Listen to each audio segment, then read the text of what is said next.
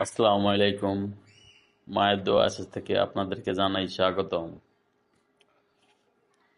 আমি মোহাম্মদ মনির হোসেন, বুলারচর পেশন থানা রোড থেকে বলতেছি।